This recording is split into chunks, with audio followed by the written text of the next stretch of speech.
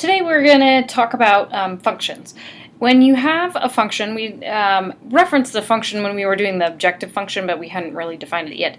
It is partly an equation, but there's a little bit more to that.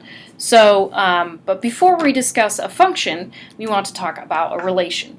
So you have a relation is just your set of ordered pairs. Okay, so any set of ordered pairs that you have, whether they're written out or whether it's an equation that you have that gives you a set of ordered pairs, is a relation. Then we have a specific set of relation that's called a function. So we'll get to that in a little bit. But first, you need to take a look at two things with a function. There's something called the domain, and there's something called the range. The domain is your input for your function, or it's your x values. So you can think of it either way. And then your range is your y values, or what comes out of the function, or what comes out of, not the function, just what comes out, or your y values. So your domain is all the x values, and your range is all the y values. Okay. So there's a whole bunch of different ways that you can write the domain. You can list them off and say that it's 2, 3, 4, 5, 6, 7, and list off all of your x values. However, that can be exhausting because there can be lots of them and they can go on for forever. So you can write it as an inequality and say that, well, all of my x's are greater than 3, or all of my x's are less than -2, and you can phrase it that way. Another way is you can say exclude certain values. Well, it can be any x value except for x equals -5. Or it can be any x value except for x equals 0. Something like that. And then we have something called interval notation that we use to describe where it goes from. So today we're just looking at the list. Later on we'll talk a little bit more about the interval notation and such. Okay. If a number is repeated, you can write it just once, or you can write it twice. I've seen it both ways. And then additionally, you can write it in descending order or ascending order, or just the order that it's given in. So for example, in the example above, I put it in ordered form. So I went, oh no, I didn't. I put it in, where is my 2? Oh. This should be a 3. I'll try and fix that for your printout, but that's a 3, and then a 7, and then a 6, and then a -5, and then a 0. So I just set it all the x values in the order that it was given. So your range for the ones above are all of your y values, or your second components. So it's 5, 9, 4, 8, and 1. 5, 9, 4, 8, and 1. Okay. So you could reorder it so that it would be 1, 4, 5, 8, 9. Either way, it's fine. So in the example that we have here, number 1, our example, if we take a look at all of our x values, 2, 3, 4, and 5, that gives us our domain. If we take a look at our range, that's our y values. So I have 3, -6, -15, and 7, which is all the numbers for our y values. Okay. Then we have this thing called a mapping. A mapping is where you have two ovals, and it shows you this number goes to this number goes to this, or this input goes to this output. So when it's written in this format of input and output, or the mapping, your domain is all of your input, and your range is all of your output, right? That's another way that you could think of it, that your domain is input, your range is output. Okay. And if you think back to the day when you made t-charts, you would input an x value and you got a y value out. Okay. So the input is the domain. So all of this is your domain. And then all of this output is your range. Okay. So then you would need to write it as a list. So you have your domain as 4, -8, 2, 0, 5, and then your range 6, 9, 42, -1, 7. Okay. If you're looking at a picture with points or a graph with points, you're just going to list off your x values. So this point is -2, 0, this point is 0, 3, this point is 1, 4, this point is 3, 2. Whoops, 2. Okay. So once again, you're going to look at all of your x values. So I have a -2, a 0, a 1, and a 3. So that's my domain that we have listed here. And then the range is 0, 3, 4, and 2. Okay. So those are all of our 3 different scenarios. You can have a point, you can have a mapping, and you can have a graph. Okay. So now if we take a look at a function is a specific relation. So your function is when every x value has exactly one y value. Okay, that's important to remember. Okay, here it's worded as the first component is it corresponds to exactly one second component. I like that for every x there's exactly one y. Okay, now every function is a relation, but not every relation is a function. Okay, and the way that you phrase it is to say y is a function of x. Okay, when x and y are your variables. Okay. So there's ways that we decide if it's a function. So if it's given a list of points, you have to check that each x value has only one y value with it.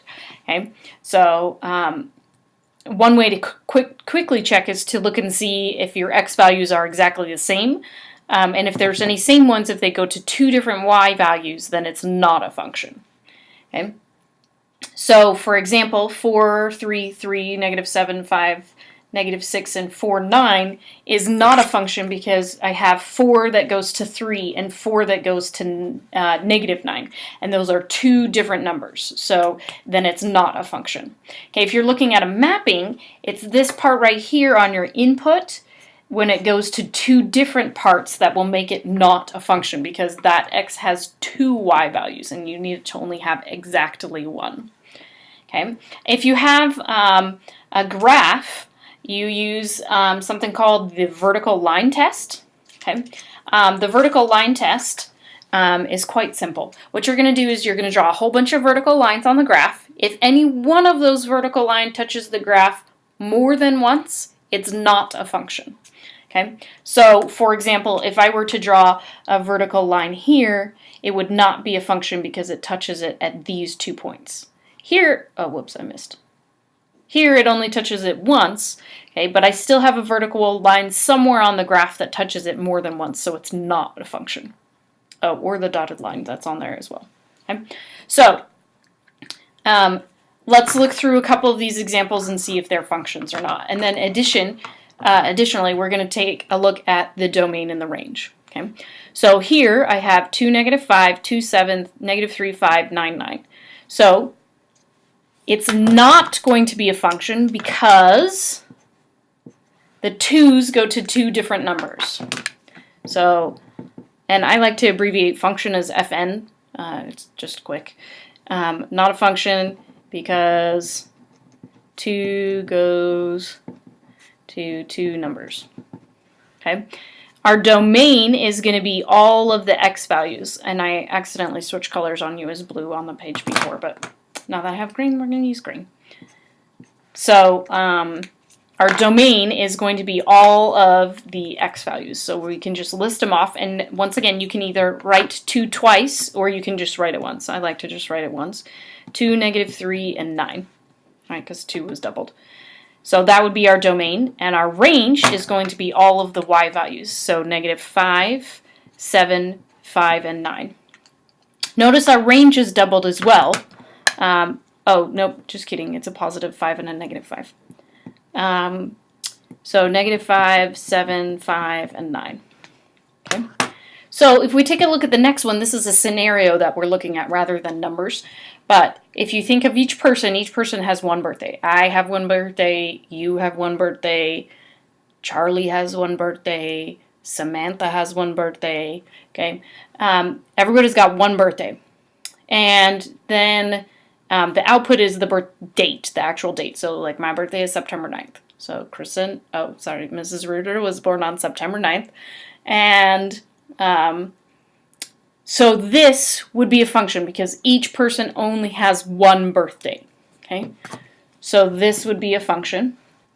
Okay, and your domain is going to be people's names. I don't have anything specific here, but we're just going to give example.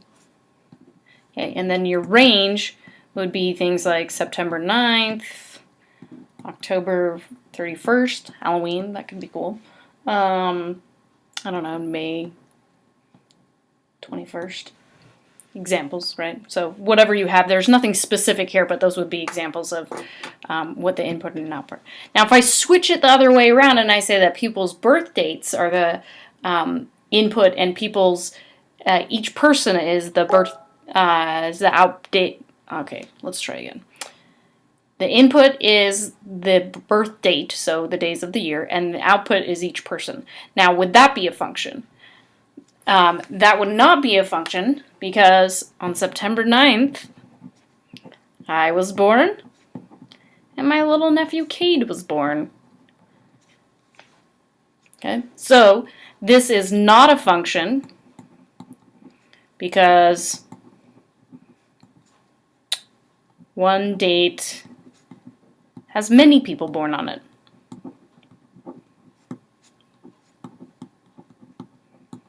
Okay.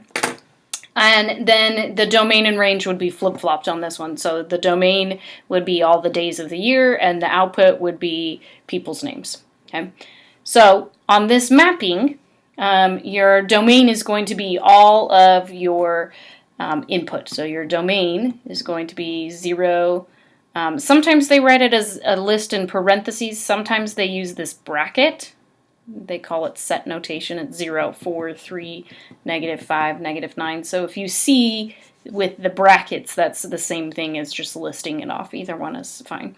And then your range. Oh, also I abbreviate domain with a capital D and then a colon, and then a range with a R and then a colon. So your range is your output. So I have 3, 8, -2, 6, 12, and 1. Okay. So that is our domain and range. Okay, on this one, if I draw a vertical line anywhere on this graph, so draw a couple to make examples, notice it only hits the graph one time. So this is going to be a function because it only hits the graph once. Okay. We're going to talk about the domain and range on the graphs tomorrow. Only if it's points do you need to worry about the domain and range. So only if it's a set of points like this.